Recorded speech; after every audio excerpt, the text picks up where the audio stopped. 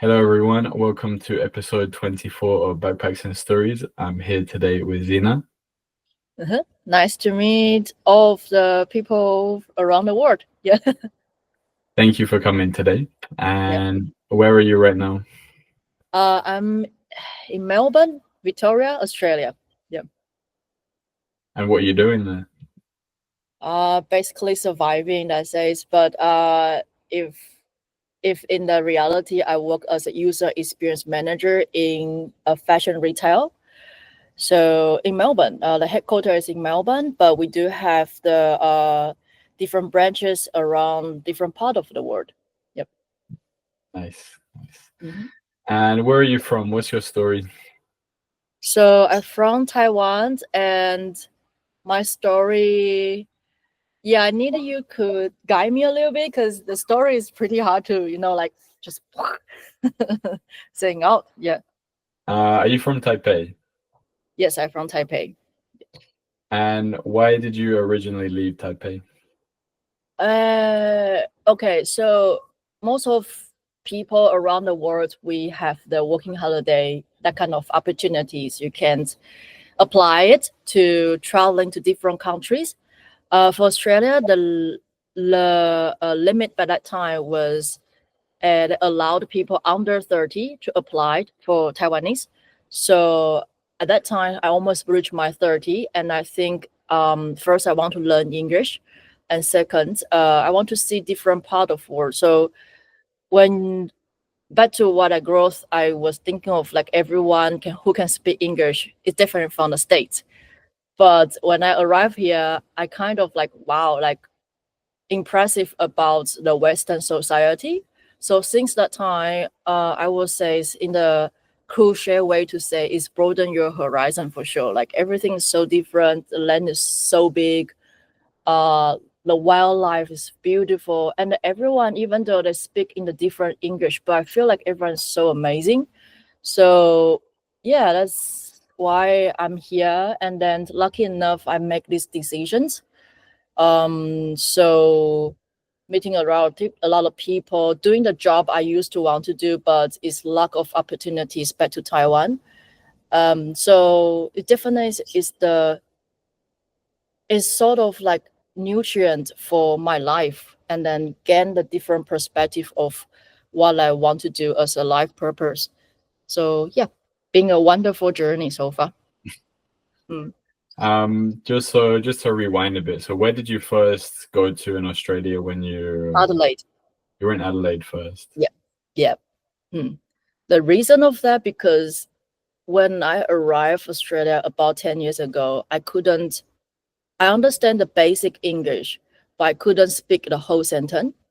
And then a lot of my friends who started their working holiday, they either choose Melbourne, or Sydney, or Perth as their first stop, or Brisbane because it's much close to Taiwan, and then they have direct flight over there.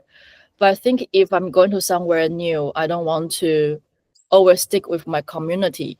Instead of like, if I think of I'm learning a language or going to try a new things, so that would better just with myself.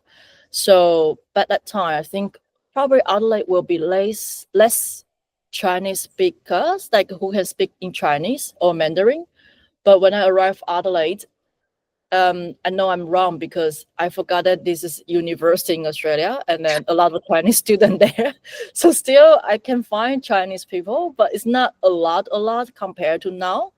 It definitely can still have some Chinese food, but not as convenient as what I can find now. So it's still a good journey so far. Yeah. Mhm. So you feel like the concentration has watered down in the last 10 years? Yes. Yeah. Really? Yeah.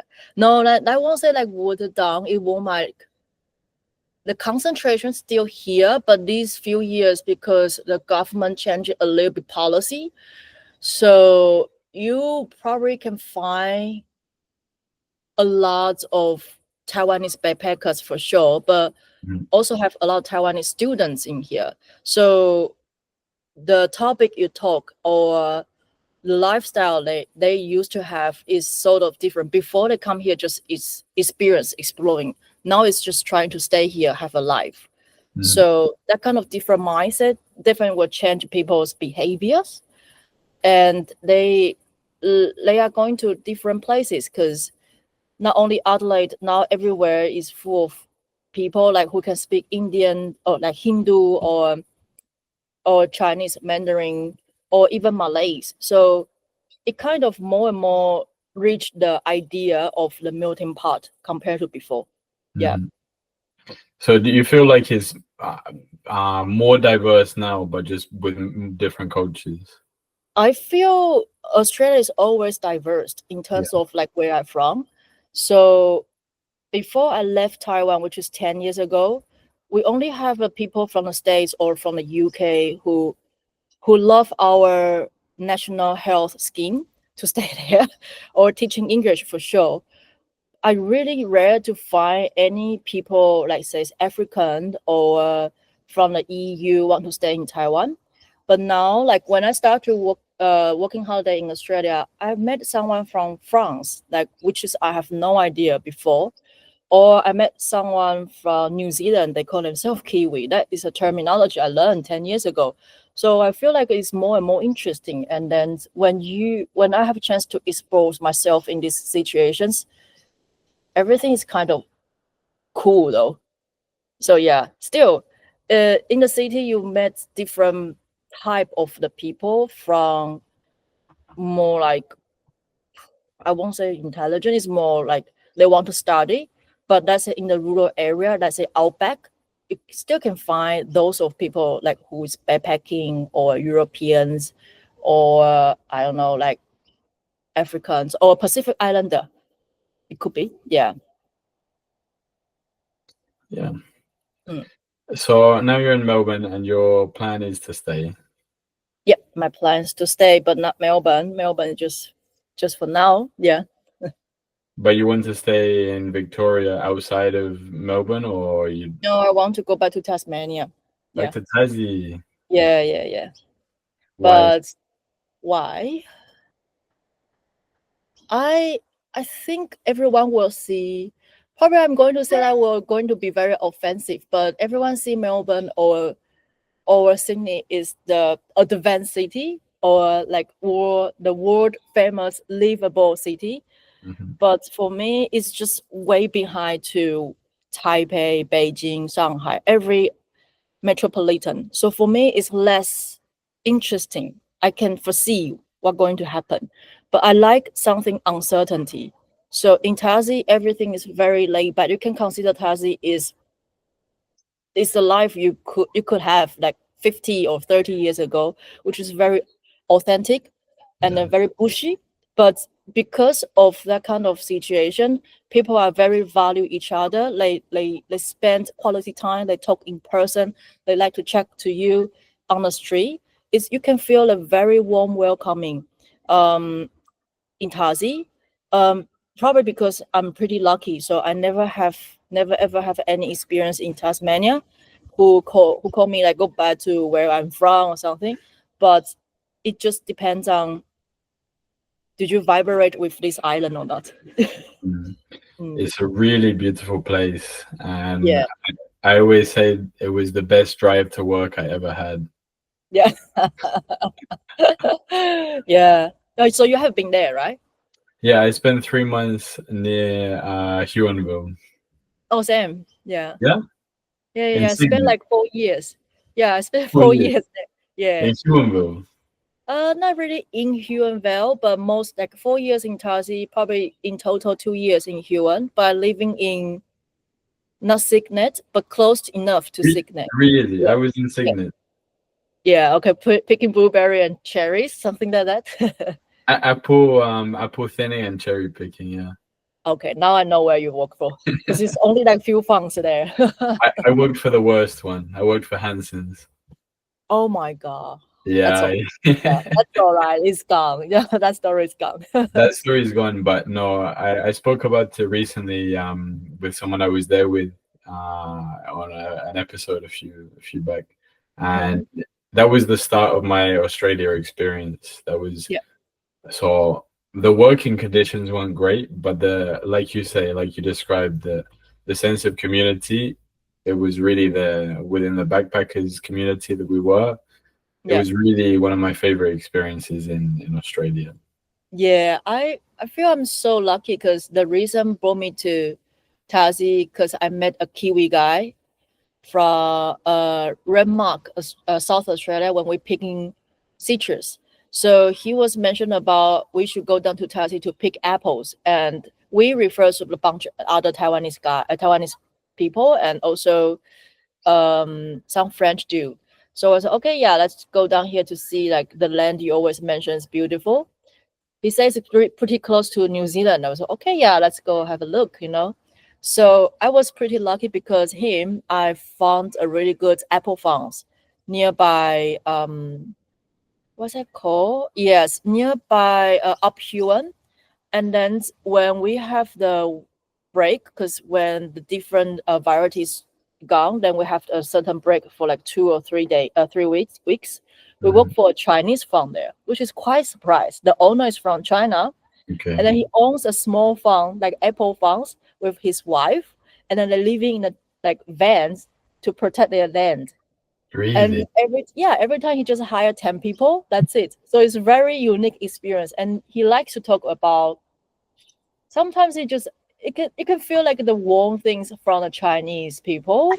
And then you can feel like he's done with his his Chinese party. So it was like, oh wow, it's very interesting, very cool. In Tassie, in the rural area, in the middle of nowhere, I work for a Chinese owner, and then with a very good experience. Yeah. And so, how long ago was this? This was your first time in Australia? That time, yes, it was my first time in Australia. And then in total, probably 2 to 3 years. Yeah. Yeah. So yeah. So we were just talking about this before. You were there between 2013 and 2016. Yeah. And all on working holiday visa? All on working holiday. Yep. And then you went back in 2019 on a student visa? Yes, that's Okay. correct. Yep. And then you were on a student visa for a few years. Then you were on COVID visa? No, like that. No, I don't have a chance to apply that visa. So, 2019, I studied in for like studying the master degrees, right? So COVID happened around about half year later. So I still under my students, and then 2 years. So about 2021 July, which is the time I almost like met you. Yeah, I graduated. yeah. I graduated, but I do apply my what's that called The temporary graduate visa. graduation visa, but because I forgot to do the health examination, so my bridging visa hold it a whole year. So so after that, like bridging visa for a whole year, and then the next one is graduation visa coming down. So like, very funny situation. Yeah. And with the bridging visa, then you were limited to the 20 hours of work. Oh, but it was COVID, so you could work as you wanted. Yeah, but to be fair, I done nothing back to that time, so that's okay. Just traveling. Yeah. Have you seen a lot of Australia now, would you say?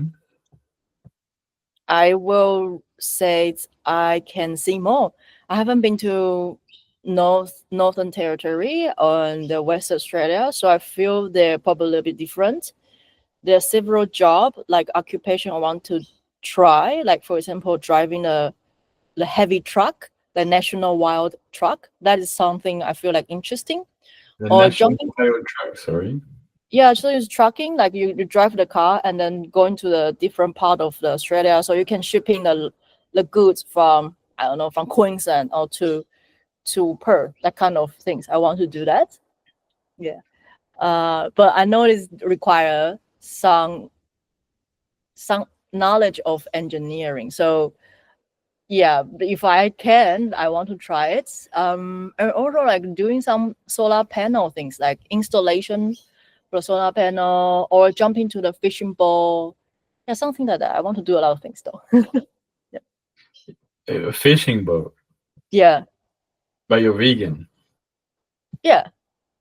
But I want But to know like, what happened. There's a saying. Okay, so our common friend is saying like I couldn't judge things before I trying things. So that's exactly the reasons I went to the mining industry. So like, okay, yeah, I'm going to have a look. Probably one day I'm done. That's it. did you do one stint in the mines? One swing? I do 3 swings. Yeah. So it was cool experience. I'm glad I'm trying. I was trying. But you wouldn't go back. If I short out of money, yeah, why not? Okay. And probably I can find gold, and then fire movement is already like if I find gold, then fire movement can achieved. That's quite good. Yeah. I don't think they're gonna let you keep the gold that you find though. So we have to be smart. No, it'll be like. And what kind of other professions have you done? Have you been working in Australia? Other professions, you mean like occupations, right? So predominantly I doing a lot of fun like farming. So like picking, pruning, or packing. Packing is a less options I will pick up, but mining, and I also work for the ski resort before. I work in the restaurant before. Most likely will be a labor. So I quite enjoy that. And oh yeah, I did a lot of volunteering, so that I can try the things that probably people will not allow people without experience to try. So And your current job now, why did you decide you studied for this? No, this is what you did your master's in. yes, this is what I did in my master, and also this is what I did in my bachelor back to Taiwan. So it is my profession, profession in Taiwan. Yeah. And what drew you to this? Right. So when I started to do design, for me, it's kind of born in the nature. So I started doing the graphic design when I was 14 for my brother. So I never have any difficulties to do that. And then when I do the bachelor degrees, I still work for my brother. And after that, when I graduated, I feel like I want to try something new, because back to that time, we didn't have that kind of curriculum, which is mix the design thinking with the marketing and coding, all the things together. So you have to gain this knowledge from different industry. So that's why I have been doing coordinator for the concert, like holding the big music concert in Taiwan for Linkin Park, for the K-pop group. And also I have done the what's that called? Public relationship for a manga company, the biggest manga company in Taiwan. And then in-house designer for the entertainment industry. So I always feel like this is the things I can pick up easily. But creativity is a things it's easy to drain out. So for the designers or for the people who in this industry, it needs some stimulations to get these things. So that's the particular reasons why I applied working holiday, because I feel like I couldn't find any interesting in Taiwan. I feel like I need a different perspective, like out of the media tell me. So that's why I decided just leave my job, leave everything I like it, and then arrive Australia. So when I back to Taiwan, like in 2018 or 17, I forgot it, I realized there's another substring that says from the designer industry. So instead of graphic design or multimedia design, there's another new thing created in 2012 called user experience, because we now more and more rely on our devices. So that's a things is not happened before, but I feel it's so fascinating because it's nothing about just like you are doing the creative labor, you design the things like what your boss say. You actually, as a designer, you talk with human, you knowing what is their need, and also again the idea what is the business need. So it's kind of relate with social behavior and then psychology. So that part I really like it. So we call this one user experience research. So after research, we started conduct our design, which is by the outcome is we wanted this one is more effective for the market and the user will love it. So this is a whole life circle, like research, design, launch it, and then research again. So I found out this is really interesting. And then to be fair, I feel like in the future, this will be like, every developer is really high demanding, but it just have to see what kind of knowledge we can gain at the moment. So now probably everyone knowing AI. So this is the things we should learn now, like how we combine our profession, especially as a designer, combine our profession or our skill and knowledge with AI, then we can find a new way. So now a job is, if the job is always stay as a same, that is terrifying. But for now, it's a really good chance to learn and then to evolve and then to go into another new substring.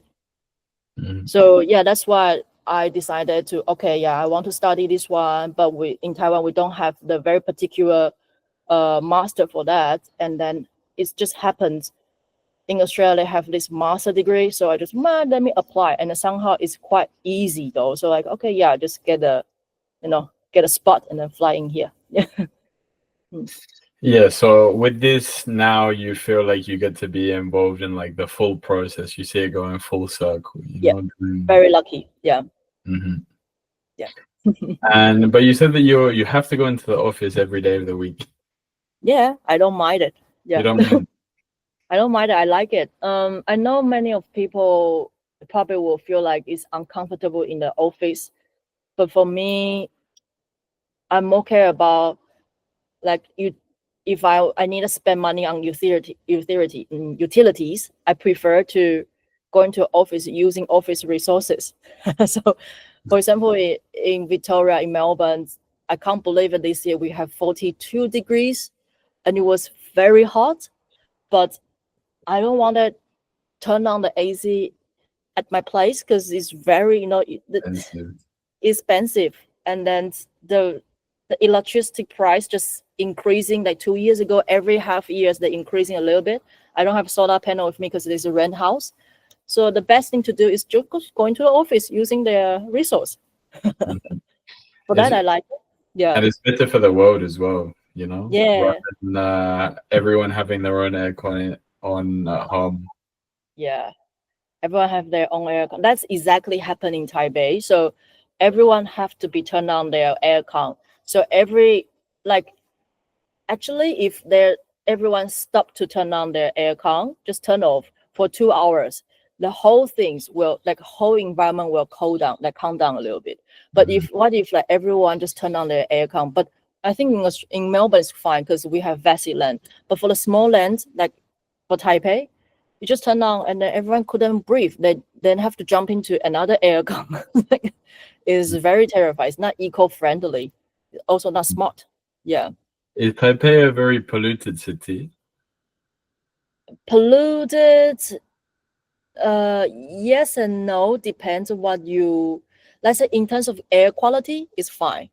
Okay. But in terms of like the usage of the electricity is very high demanding. It's the city you won't see like somewhere is dark in the middle of the evening or something. Yeah. That was something that I noticed here. I was a couple of weeks ago I went snowboarding and we went back through driving through the industrial estate. And on a Saturday night, and you see all of these lights on in the offices. And I was just asking myself, why on earth do these office buildings have lights on? on a Saturday night when no one's there. It doesn't make any sense. We're wasting so much power. Oh yeah. Okay. So that's I can make a little bit defense if you allow me to the Taiwanese. If you see the office, the light is still on because there's some people working in the office.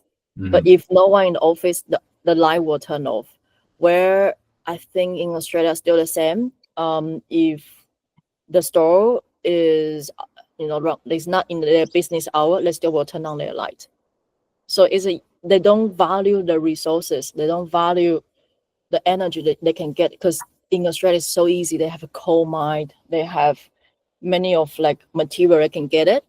Even though they say, oh yeah, we need to implemented the solar panel, but it's just like it's pretty hard to imagine that kind of life. Yeah. Yeah. I mean, I don't really understand it. I don't really understand this. But you know, the other thing with Australia is recently I've been seeing that almost all of the resources are being sold overseas. You know, like Australia does so much mining and oil drilling, but it doesn't have reserves for its own country, you know, because everything's just sold off overseas. Even Australia, there's lots of places with big power problems still. I think in South Australia they have lots of power problems. And you think, how is this possible? In Australia it's crazy how some things are so advanced and some things are so backwards. Well, I feel like this is issues like when your country, like the continent is so huge, but only have like only one country over there, so the energy or resource is hard to transport to a certain area. That says in state as well, right? So they always say like in the middle of the part of state, if you want to get the power or resources, it's relatively hard compared to you live in the coastline. Same as in China, like they used to have the huge program, the 10 years program says sending sending electricity to the west and sending the water like hydrate from the west to east. So that is their program. But this depends on the government can foresee this situation, where I feel Australia is really bad, so pretty hard. Yeah. I mean, I understand that the distance is definitely a big factor.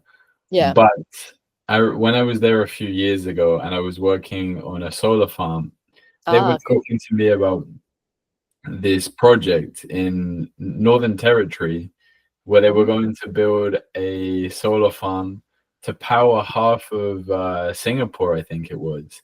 And they're planning to run a big cable under the ocean, so a big conduit to power Singapore, because Australia has the space and Singapore has the money, but not the space. So they want green power, so they're going to run a big conduit under the ocean. Yep. Well, I have a roughly answer of that because I used to work for, we call, you know what is think tank, right? Yeah. I used to work as a researcher in the think tank in Taiwan. The things I'm studying is European relationship with Taiwan, but I come across to understanding everything happened around this global is, we call that what's that called, political economy. So that says Australia, they need money, they need the investment from the foreign country to do whatever they want to do, and then they don't have the technique to do that. So Singapore, that says they have a lot of intelligent people. They can think, and also they can find a solution, where Australia is still trying to find the way to learn the solution. So I can see like it's a little bit, some part of Australia, they still kind of China before. They try to learn any kind of technology and also knowledge from the foreign country instead of just developing themselves. So I don't mind it, and I don't blame on them because they don't know how to do, but they still need the money. Yeah.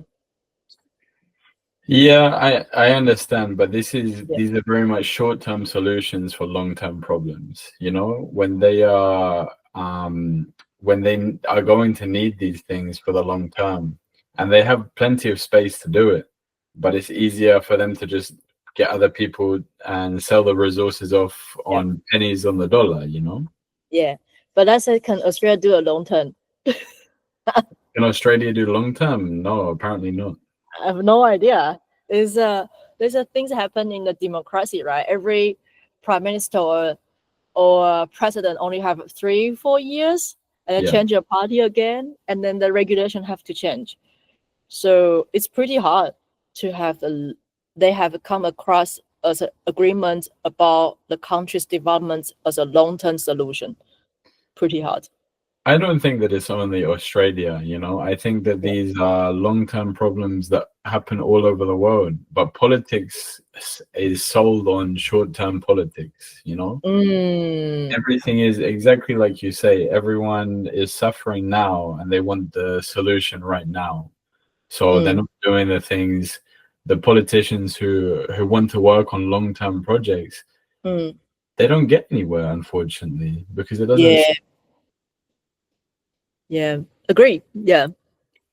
Mm. We're living in a very crazy political situation right now in the world. Mm. Well, I feel like this is exactly what we have to be here at the moment. So, as a part of history, even though it's a significant existence, but still we're making something that big enough to cause the butterfly effect. I feel this way. So, yeah, When you say an asignificant existence, would you like consider insignificant. insignificant existence? Would Yeah. you call yourself a nihilist? Nope. I just feel like everyone just missed Mr. or missed nobody. It doesn't matter for the whole like history river. It just, like everyone is insignificant, but also significant existence. So if I try to make myself bigger, that's nice. But just think about this environment, this Mother Earth. If we haven't learned how to humble and how to collaborate with everything, and then just trying to be the significant that one, then it's lose a chance. We are not going to go anywhere. Like in the end of the day, everyone have to come to work together to go like foresee the future and then go through the future and then do the things together. So now people probably is working on how to be a community. That's exactly what COVID happened when people kind of think about, oh, I want to work as a community instead of just myself. Yeah. Mhm. Be less self, like says, be less selfish or something like, focus on other people. Yeah. Hmm. But do you feel like that we're moving in that direction as a society? More or less. Yeah, more or less. I feel, yeah. I hope so. I always very optimized about these things though. Like, mm, Yeah, I think uh, I think in Australia there is a bigger sense of community.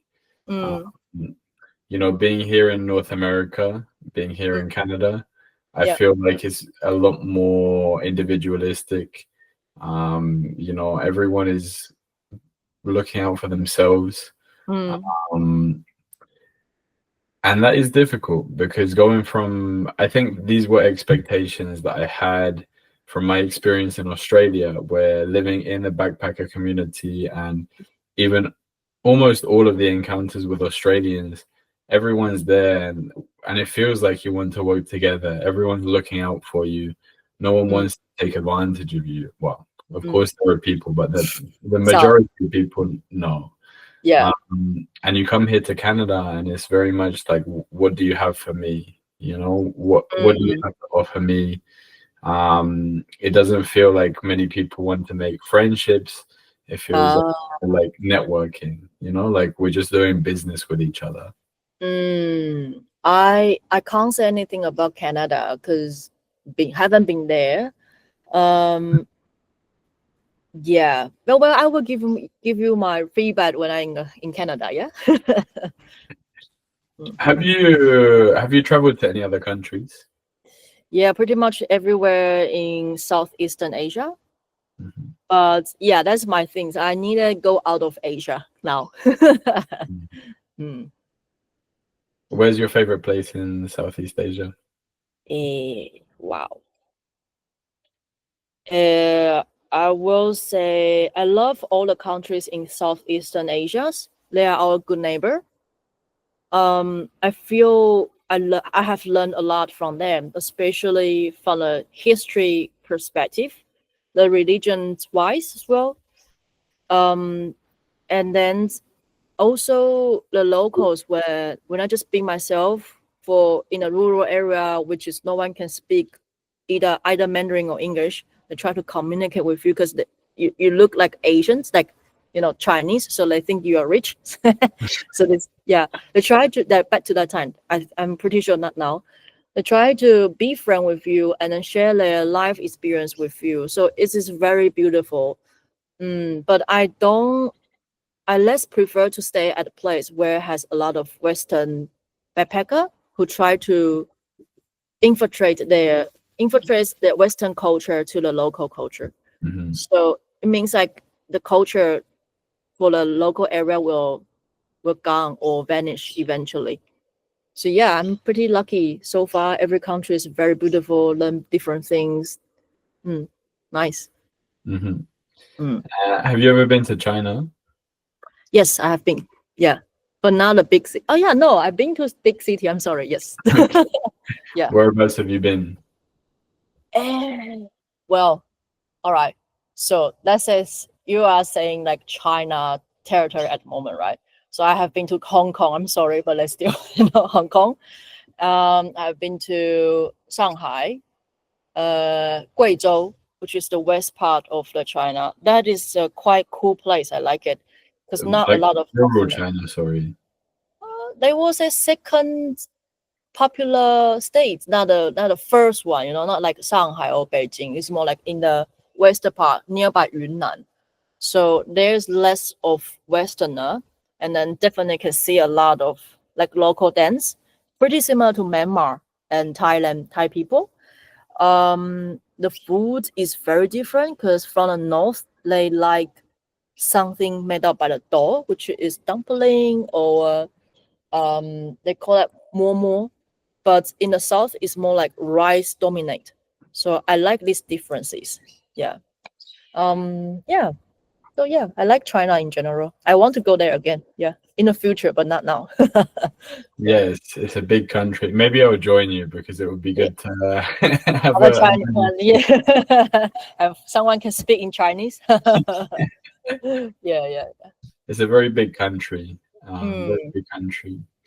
And I am curious. I mean, I know this is a very big, heavy loaded question, but yeah. what are some of the real core cultural differences that you feel between Taiwan and China?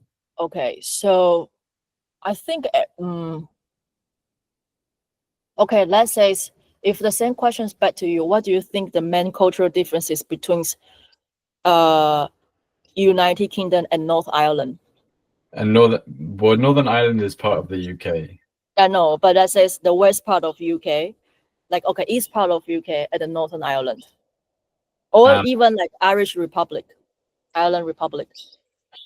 I've never visited Ireland, so I've never Yeah, visited Scotland, Northern Ireland, or Ireland. So I don't think I can give a good answer. In terms of the yeah. people, Mm, I think that we are very similar in a lot of ways. mm, I understand that well, not we, I mean, the British oppressed Ireland for a long, long time. So I think in some ways there is. No, I don't really want to put words into their mouths, mm, because I think every time I've met an Irish person, they they're always very respectful and nice, and we can have a good time. But I think is they're always open to teaching me about history as well, because mm. we don't learn anything about Yeah, the British history in Ireland. yeah, So yeah. all in all, I think that we are very similar in a lot of ways. Mm-hmm. but I think it's important to go in with respect and willingness to understand and learn. Yeah, I will say, because what I understand about European history is is a Celt, right? Is they arrive the island, like British island, like long time ago, and the Romans they arrived there later. So I don't feel I will feel like the culture is slightly shifting by that time. Same as the situation everywhere in every part of the world. So that says China, because we used to part of China for sure in the historical wise. So but that says in all the Chinese provinces, each of the states they have their own dialect, their own people. Their perspective is different, but they share the common roots. So that is what happened about China and Taiwan. But the difference is we used to be occupied by Netherlands, by Portuguese. So we do have that kind of mindset. And also back to the 500 years ago or something, Taiwan is an island that has a lot of Pacific Islander or pirate fishermen. So you can foresee like a kind of islands is people come and go. That's it. I'm doing the business. Probably can be like Eastern Viking, like kind of vibe. You just come here doing the business, trading, and then go. So food, culture, or the way of ruling the islands, it will shaping a little bit because people bring the something new or people who has power. But let's say back to 120 years ago or something, because China lose the civil wars amongst Western society, also Japan. So they willing to give ours to Japan, which is without, we don't have a choice. We don't have any, they don't ask us. So we just be a part of Japan culture. And then when the Japan is coming here, they bring their rule, which is pretty strict. Also their living style, which is really pretty similar back to 500 BC, where Tang Dynasty still exists, where they learn the culture. So I will say, if we forgot about history, forgot about the consequence of history, we're still part of the history. We're still pretty similar to each other. But Taiwan is a little bit, their shaping is a little bit different than Chinese. And also when China civil wars, these two parties, they fight to each other. And then in the end of the day, the communism wins. So they have the whole China, and then our party just fled to the Taiwan. So yes, first they want to stand out for themselves. So they have to find who can be a big brother to rely on. So that's why we find United States, because no one give a shit. So we started to implement this idea about democracy. So we think this is a good idea for a small island. Having said that, I don't feel if this idea bring to China, it will be succeed in the short term, because China is huge. If in terms of geographically, small island will be easier to have the change. So that's why we combine with Chinese culture, Japanese culture, Netherlands, Portuguese, and what else, and then the States. So there's a differences. If we can peeling the onion, the skin a little bit, but by the end, the root is still different. We are not really so different from the Chinese people. We still value the good work ethic. We still value loyalty, and then we still value like money, like for sure, and long-term plan. That's our root. Yeah. Really interesting. Really interesting. Yeah. I would love to learn more about the history between the two countries, but I think we can leave it further. Probably start from Hong Kong first. Yeah, that's another story completely. Yeah. What do you see as the future of the relationship between Taiwan and China? I'm not sure. Like things change from time to time. I'm not really sure about that. But I say it's not what I'm saying will becoming true. So under the circumstance that as an individual cannot control, I prefer call that gravity issues. So I less focus on the gravity issue, which is the question you just asked me. Instead of that, I find the foreseeable solution, which is I'm trying to stay here. Because in Australia, like Chinese people, like say from mainland China and Taiwanese, we can be a friend because we don't have to care about the aftermath that the history done to us. So that's a good solution. Yeah, I think that's a very fair way to answer that question. Yeah. Because at the end of the day, no one knows what's going to happen.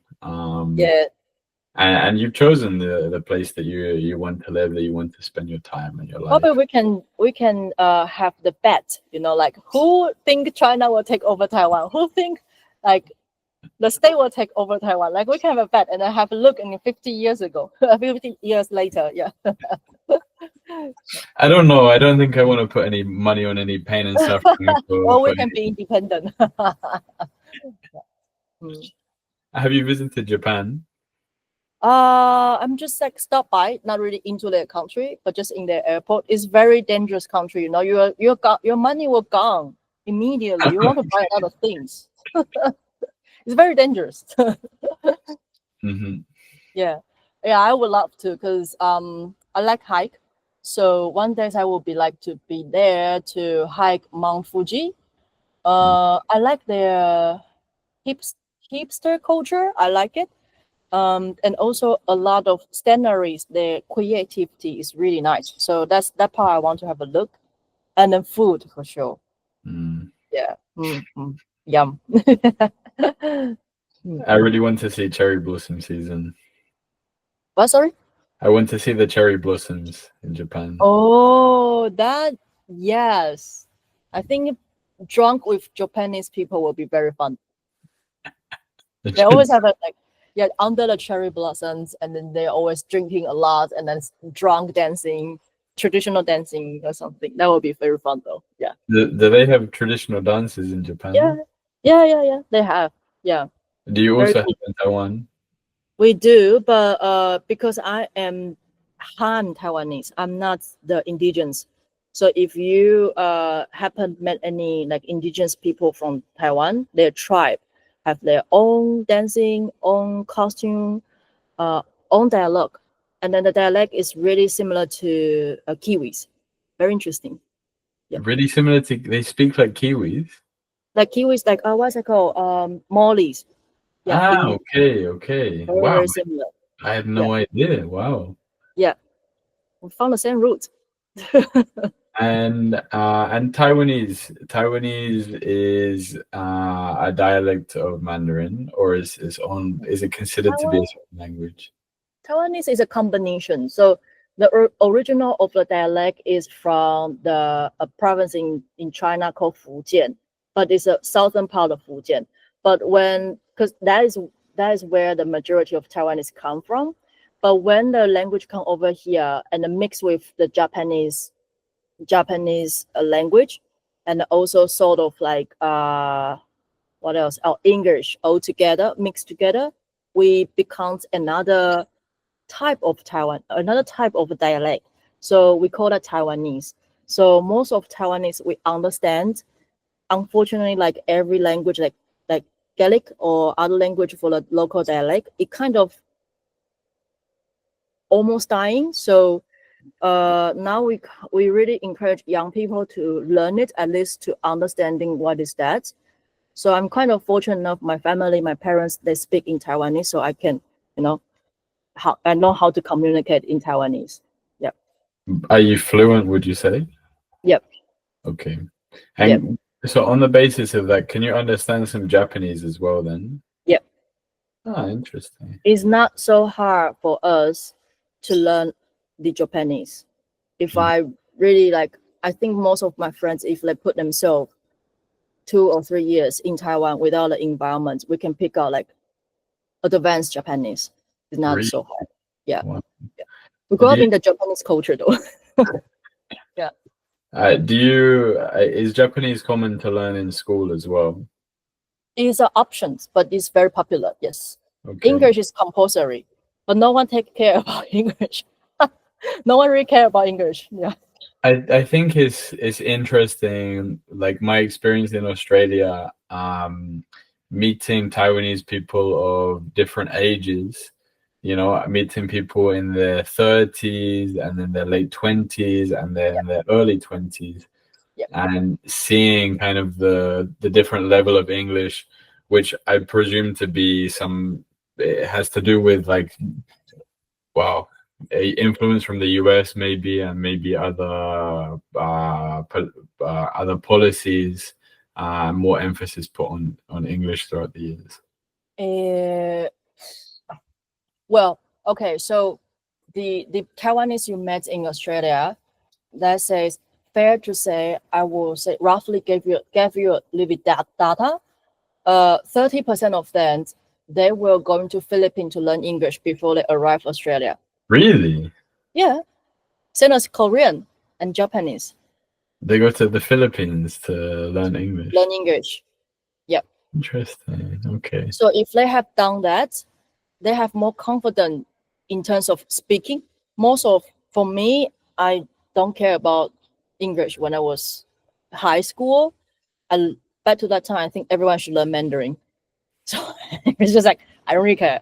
But in the school, if they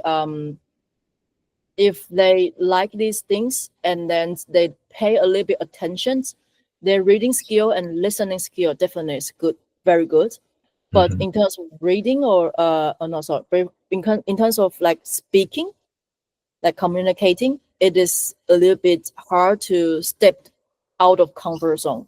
So they will fly to Philippines just for learning, because they don't want to embarrass themselves. But probably like 20 to 30% of people like me, like I don't care. I just want to embarrass myself and then learn English. So this is another way to learn. And then another 30 to 40, which is they still don't want to learn. They just fly to here. Yeah. And then don't communicate. Yeah. I've met a few of those as well, yeah, for Yeah. sure. But there are people like that from every country. I've met Argentinians and Frenchies and Italians, Yeah. and there's people from all over. I've met plenty of Europeans in South America who didn't make any effort with Spanish as well. Like there are always going to be people. Yeah, so it's fair. I think this situation will kind of common in every part of the world. It's it's very fascinating to see the human behavior. Yeah, 100%, yeah. 100%. Mm. So, let's move away from Asia now. Where are some places? So you said you're still yet to leave Asia, and you Mm. mentioned to me your Turkey is in your Yeah, plan. under my plan for this year. Mm. Why? Well, in the 2019, I live in the backpack hostel when I'm doing the master degree. So it was a very first half year, and I do have a really good friends from different part of the world, from Germany, from France, from Turkey, and from everywhere. So we still communicate with each other. And one of my Turkish friends, she married actually with a Colombian guy, Yeah. and yeah, very interesting. And because that they live in Turkey at the moment, but their family convinced them have a wedding, so I have a wedding party or something. So she asked me, would I like to come over just to have wedding with her, like just be there. I said definitely, for sure. It's very fun to have a look what is Turkish wedding look like. This kind of my bucket list: going to India to attend a wedding, going to somewhere else to attend a wedding. So I was like, yeah, I will go. So, and also I think that time is a good time to take a little bit annual leave, just to try to get a little bit relaxed. And I haven't been to Turkey, so I I love history a lot. So I feel like this is the calling, because that says Ottoman Empire and plus the Roman Empire was there, few like 100 or a century ago. So when I study their history, I feel like, oh no, it's not good enough. I just read by the book or a podcast or even video. I have to be there to see the architect, to see what people look like. So yeah, that's the main reason I would like to go. But I'm really concerned about the food. It's probably a little bit sweet, so that's it. The food is too sweet. Yeah, I don't like sweet, so yeah, let me try. The Turkish food is too sweet. I have no idea. Because there, the world famous thing is Turkish delight, no? Yeah, I'm not a big fan of Turkish delight. Me too. Yeah, no. That's my only concern. Yeah. I would also love to visit Turkey. Yeah. It's funny because for us it's so close in the UK. Yeah. It's a very popular destination. Lots of people go on package holidays. Nice. But I really want to see Istanbul. I feel like I really love to visit the European cities, you know. Yeah. For some reason I love city. Yeah. I realize I'm a lot happier when I'm in nature, but it's a lot easier to visit cities, you know. Yep. Mm-hmm. Yeah. So maybe this year. Where other than Turkey would you like to visit? So I think my friends is living nearby somewhere in the between of the capital. I think it's called, I forgot the name of the capital, I'm sorry. But yeah, between the capital and Istanbul. So I will fly into Istanbul first to stay there for a week. And then I hope that it is enough, but I feel like it's far more than enough. But anyway, so go down to my friend's place. I heard they have a really good diving area in the bottom of the Turkey. So I would like to have a look. If I have a chance, I want to go to the capital as well. So Ankara, no? Ankara, yes, that's the name. Yes, they have a really interesting geography. I would like to have a look. Yeah. And which other countries other than Turkey? I want to go a lot though. If you had to tell me your top five, the next five countries that you'd like to visit. Okay, top 5. I want to about end of last year. I really want to go to Kazakhstan. Is that a country? Kazakhstan. Yes. Yeah, Kazakhstan. I want to go there. And then if I can just forget about Central and the South America, because this is always my bucket list. So let's not mention about that. Exclusive that. Kazakhstan, Iceland.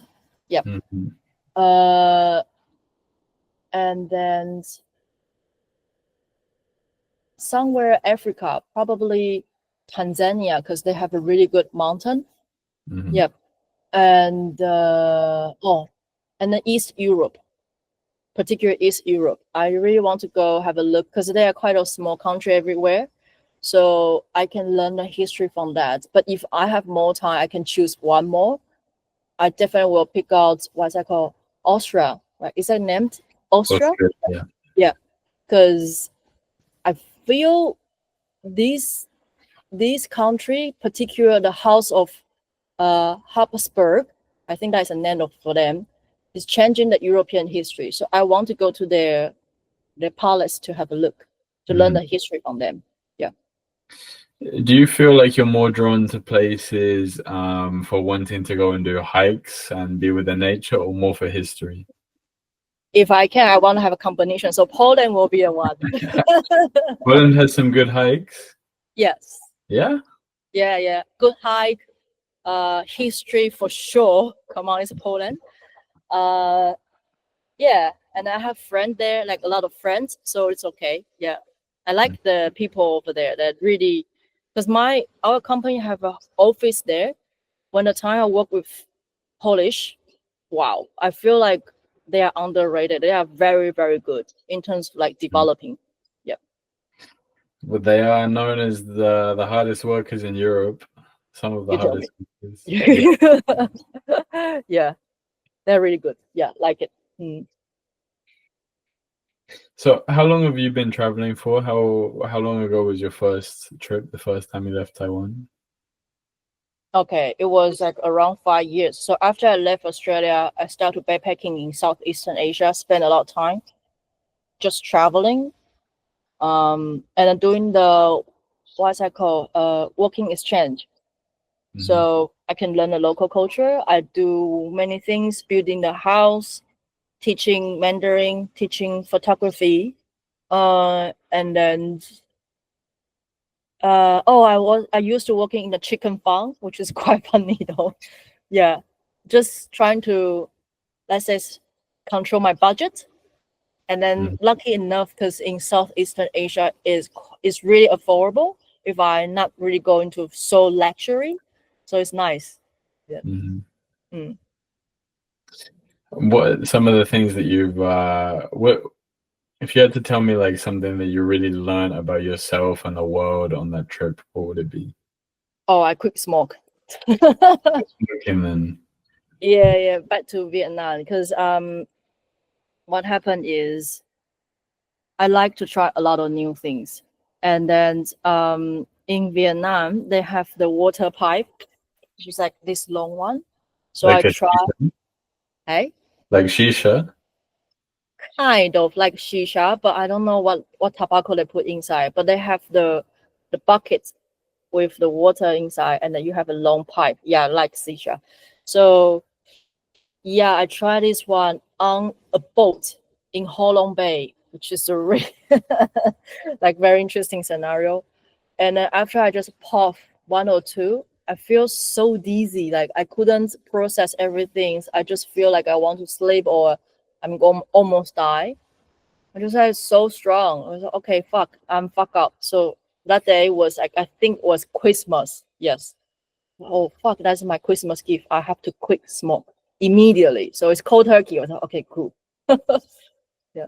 And that was 5 years ago now. No, it was your 16. Yeah. 16 years ago. No, 16, 2016. 2016. Okay, Yeah, okay. yeah. Wow, so nearly 10 years. Oh yes, I'm being yeah. Thank you. Yes. Well, still Yeah. nearly 2 years to go, but Yeah, you're yeah, yeah, yeah. very well. Yeah. Wow. Yes. It's just like yesterday, but yeah. It's been nearly in May. It will be 2 years for me. Do you think that will be like a cocaine or something of that, There or will be what cocaine, or like I don't know, like in, in opium? the in the pipe. Yeah, You mean? yeah, opium or something. Do Maybe you think? maybe cocaine. I don't think so, but maybe opium. I guess it could be. Yeah. Okay. Yeah. That's make a lot of sense though. I was like, fuck. No, but I do try. In Thailand, I living with a family. So okay, so locals, how they do the tobacco is like how they rolling the cigarette. They will go on the tree, like under the above the tree, and then grab the leaf, banana leaf, and Mhm. then rolling that as we rolling the things, and then they collecting the local tobacco. I don't know where they're from. They're just rolling that and then smoke from the pineapple leaves, which is Mhm. you can edit some flavor of that. I was like, wow, that's so clever. Yeah, I think tobacco itself isn't necessarily so bad, so harmful. I mean, I don't think it's as. I think it's more harmful on the body than smoking weed. I think smoking weed is probably better for the body in some ways. Yeah, probably. Um, but the way that we consume tobacco, the way that we adapted to having industrial cigarettes, Mm. that's the real problem. When you just have natural tobacco, it's probably still not good for you, but I don't think it's nearly maybe 20% as bad as the cigarettes that we used to smoke. Yeah, I'm glad I quit. That's it. Mm. It's heavy. It's heavy on the body. Oh, it's very heavy though, but yeah, that's okay. Yeah, very interesting experience, and then definitely a story I can tell with my friend. Yeah. Why did you start smoking? Was it just because everyone smokes in Taiwan? started, it just pick out so easily. I don't know. Oh, it's sort of the culture, like social culture, right? Like if you want to mingling around with certain group, you just grab the cigarettes and going somewhere small together, and you can be a group. So I think it start from this way, and I don't mind it, but I'm not really addicted to that. Instead of just if I compare to alcohol or cigarette, I'm more like alcohol person, alcoholic. Yeah. So yeah, that's how we pick up. But I don't feel I have to do that now. And then good part is in Australia, tobacco is pretty expensive. So it saves some money. Why not? Yeah. Right? Oh, it's so expensive in Australia. Yeah. I feel like you can feel that. But no, sometimes I would buy we just had random contacts and you just buy a bag of some random tobacco for Mhm. $10 or $20 of some random quality that you don't know. Did you feel comfortable about that? I mean, I think I did a lot of things in Australia as a 20-year-old, just not really caring about taking care of my body, just wanting to party and, like you say, joining the culture. Yeah. Oh, I forgot how young you were. Yeah. Okay. Yes, that's fair. Pretty fair. Yeah. Your camera's disappeared. Yeah, I know. I'm moving the place because it's hot, very hot. Yeah. Mm. How many degrees is it right now in Melbourne? How many? 28. 28 degrees. Mm-mm. Plus we have it's like -8 degrees right now. You are just trying to make me jealous, man. Do you want to be in -7 degrees right now? Yeah. As long as you have a good fire. I don't Did you have have a a? fire here. Oh no! How come? I live in Okay. the city. I live in I live in the Okay. basement in the city. Did you have a heater? There is heating in here, but my room it doesn't work very well. So Oh shoot! Probably you gotta get the sound like electronic blanket. mm, that No. would be nice. That would be nice, but I don't need to spend money on something that I will use for two months. I think it's okay. Yeah, fair enough. Mm. So going back to Australia. So you said that Yeah, you still haven't visited Northern Territory and WA. yeah, Those are the only two states you've been to. All of the other states. yeah. But fair to say, Queensland or South Australia is quite huge. Hmm. So for sure, there was some place in these two states I haven't been. Yeah, but still pretty much. Yeah, that's it. Australia is quite vast, and there's some places just bunch of the red dust. That's it. Nothing there. Yeah,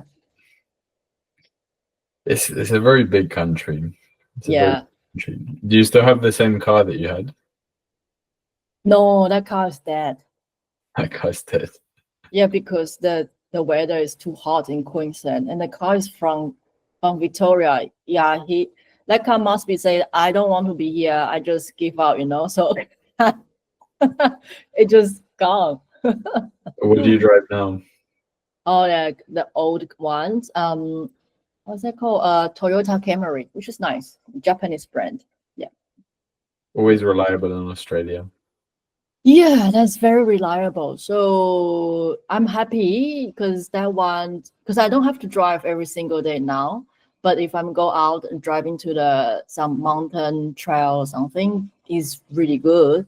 But my mechanic told me like, oh, you should take care of this car because it's pretty old. It's 1997. So 97. It's older than me. yeah.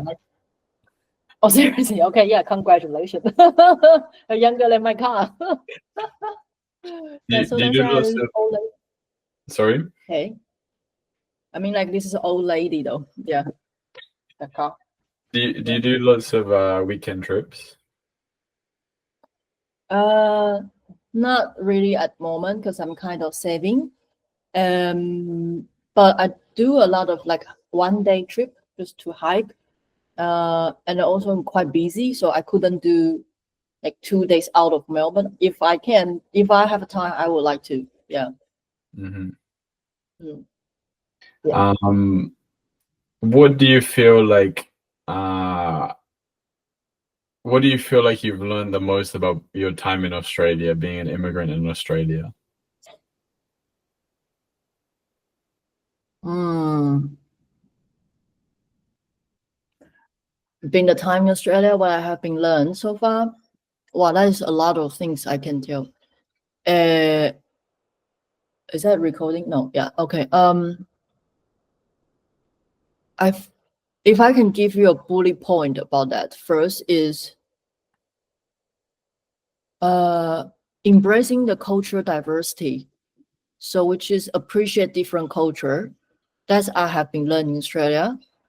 And second is being try to adapt a little bit local culture regarding their laid backness, which is they pretty take everything as easy as a joke. So that I like it, I appreciate that. Third is even though everything's outside, even the grass is greener in the other people's yard. That's what I have the concept before, like the mindset before. But I do learn about the grass will greener when I start to grow in my own yard. So I feel like Australia definitely can see everything's pretty interesting. And then there's a cultural differences. They are really bad. That all the combination, which is will drive a lot of Asian being very crazy. But meanwhile, I really appreciate it where I have been brought up, which is really tough. Not tough.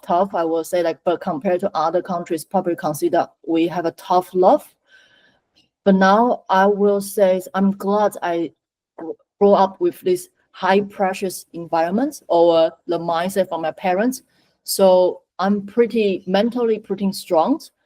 I still will release my emotion, but after that I was moving on very fast because it's nothing to lose, just you have your own self here.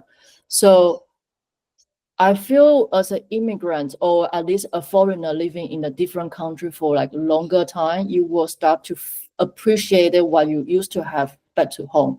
So when I back to Taiwan, I just want to spend time with my family because they are more than everything than me, but I couldn't see it when I still in Taiwan. Mhm. Yeah. And did you ever see yourself where you are now? I mean, not specifically where you are now, but you talked about how you always felt like everyone should learn Mandarin when you were younger. Did you I ever? still should learn Mandarin now, but You still feel that way? yeah. Yeah. Yeah, I still feel this way, but it's not like less arrogant way to say that. I will say it will be great. Everyone can learn a little bit different language, even though some language that local consider useless. But I feel language is part of the way of people living. So it's come with a reason. It's come with real richer uh, history underneath of that. So for instance, the English you speak in the UK were definitely different than the US, because this is the way you guys have been learned or been used to or been taught as part of your root. So still, if we would like to living as a global village to be able to understanding each other, learning language is the first step. Um, it would be great like if Westerner learn a little bit the difficulty of speak Mandarin, how we write, then it would be easier for people who are not from the Chinese speaking world to understanding our fundamental mindset. Like the complexity of writing Mandarin is pretty much how we cope every situation. And then Mandarin, if you know how to write it in the traditional Mandarin, is involving a lot of imaginations. So we are very dedicated, but also full of imagination. That is very beautiful. And I'm pretty sure for the Arabic or for even Spanish or French, it's same things. Yeah. I think that's a really well made, beautiful point that you made, because obviously there's a big number of people in the world who speak Mandarin, and I think it's something that we don't even think about because we are so disconnected from that. In I don't like to use the term Western society, but you know, in our little bubble, our bubble of North America or Europe or Australia. Well, Australia, I feel, is a bit more connected, but Yeah. but Europe and North America, especially, I feel like we are very Anglo-centric. Even in Europe, like it's just everything.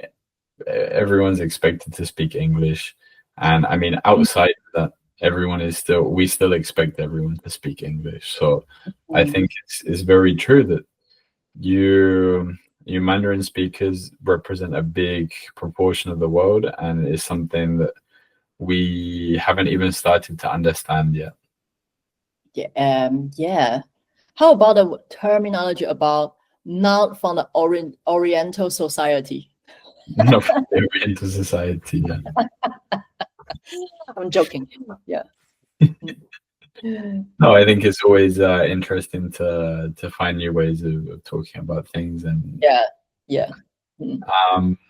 yeah, it's very true. You've opened up my mind to quite a few things today, so I really No worries. Yeah. And going back to that question I asked you before, would you have ever seen yourself in a similar position to where you are? Like Back when you were a teenager or you were a child, did you ever see yourself being and living this immigrant life? Not really. Yeah. I think that's a beautiful part. You never know. And what would you say to yourself from 20 years ago if you had the chance? Oh, you mean like for myself, if I'm still in 20? I would just say whatever you like to do, just do it. Because I'm pretty sure, like, I know myself very well. If someone else tell me what should I do or give me advice when I was 20, even now, I won't listen. So if just me, myself, travel back from time, say, hey, this is happening 20 years later, you should do yada yada, I would just say, go fuck yourself, do your life. So yeah, well, so okay, that's a thing. I feel everyone's life is sort of the thread, like a line. So it's made up for a reason. In the 20, probably I'm fuck up, probably I'm going to a pub every single day, I'm doing nothing, but still this is part of myself to become today's myself. So if I haven't done this one back to my 20, I will never be myself now here. So that is my idea of myself. So if myself want to do anything back to 20 she want to do, why not? Well, that leaves me with many questions, but I'm going to leave it there. Yeah. Before I ask you the last 3 questions of today, do you want to ask me anything? No, I feel like, did I want to? More like, well, instead of just ask you things, I feel like I need to say thank you for you existing in my life. And then sometimes when I feel like tired or I feel like disconnect with my nomad friend, traveling buddy, I still feel some people over there continue the dreams I want to fulfill. And then probably that is the way you guys doing first, and then I can see how should I do if I don't want it or want it. So we met up for reasons, and then and then the friends you met it will probably eventually I will meet them in somewhere part of the world, and then they will tell me, "Oh, I know Benito," or something, something like that. Like, okay, yeah. So, yeah, I feel like keep going. That's it. You do very well. Yeah. Thank you. It's been a real pleasure catching up with you. And it was nearly 4 years ago, like we mentioned before, and Yeah. crazy how that time has passed. But yeah, I feel there's always some kind of connection in a way, like you say, you know, Yeah. even if we don't reach out to the other person, like I feel like the people who touch our lives are always kind of, they float in and out of our minds at times. So That's very, very true. Yeah. so I'm gonna leave you with the last three questions now. Yeah. Firstly, so the question from the last guest was, if you had to choose three things to take with you on an unplanned trip, what would you take with you? My Garmin watch.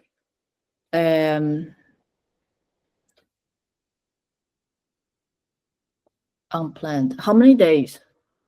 It's an unplanned trip. Oh, it could be one day though. Just saying one day, all right? Because three different things could be depends on the dates. But just one day, I will definitely bring my Garmin watch. Definitely bring my keys because it's one day I couldn't go anywhere. And a phone. That's it. Yeah. But what if I were to tell you it's an indefinite amount of time? Yeah, still these three things. Still the three things. Yeah. Now everyone have a digital wallet though. Everyone has a digital wallet, yeah. You can always pay with your phone. Yeah. What question would you like to ask the next guests?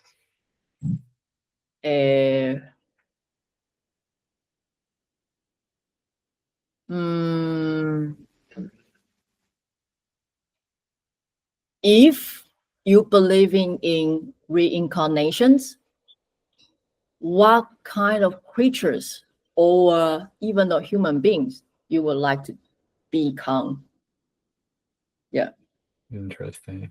You can be a money, no? A money note if if you want it.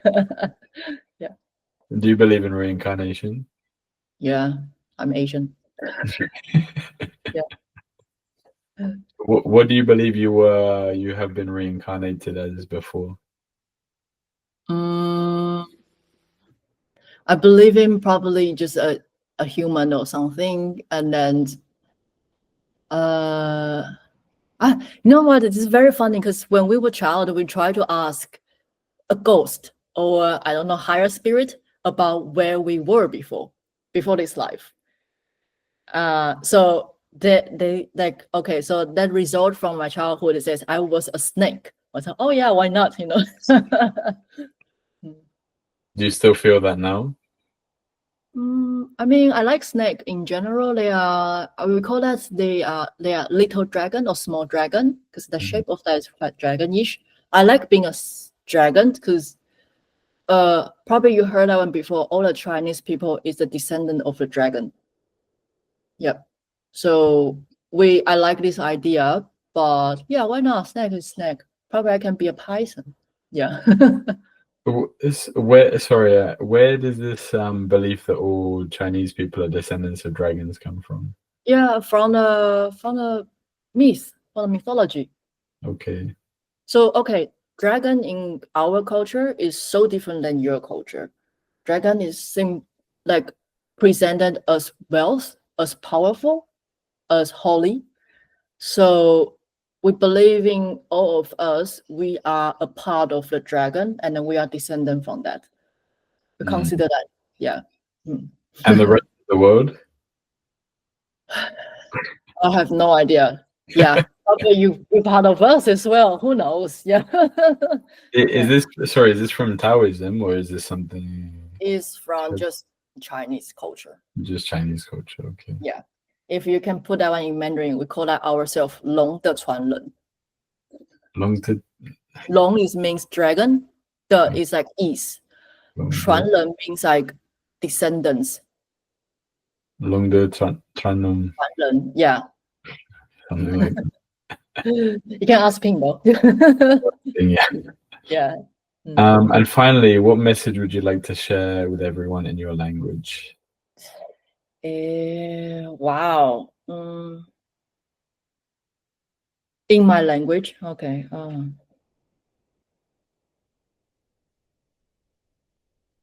It's pretty hard to change a language now, though. Especially for you.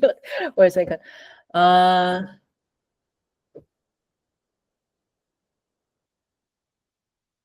如果有机会的话，先离开自己的工作1-2年，去探索一下这世界各地。也许不一定是要澳洲，但是在国外旅居的经验肯定可以让自己的人格或者自己的心智更呈现一个比较成熟的状态。但如果必须得回台湾的话，也不错。只是说这些想法或这些经验可以让我们可能成为一个更好的，身为一个人或身为一个台湾人。加油。Was that Taiwanese or Mandarin? Mandarin. Yeah. What did you say? I would just say, like, if you got a chance, if you got a chance, just leave your job for like 1 to 2 years, traveling around the world. You don't have to be in Australia, because this is a popular destination for Taiwanese.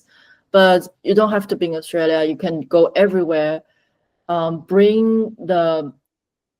Just be there and experience all the things popping out in front of your face.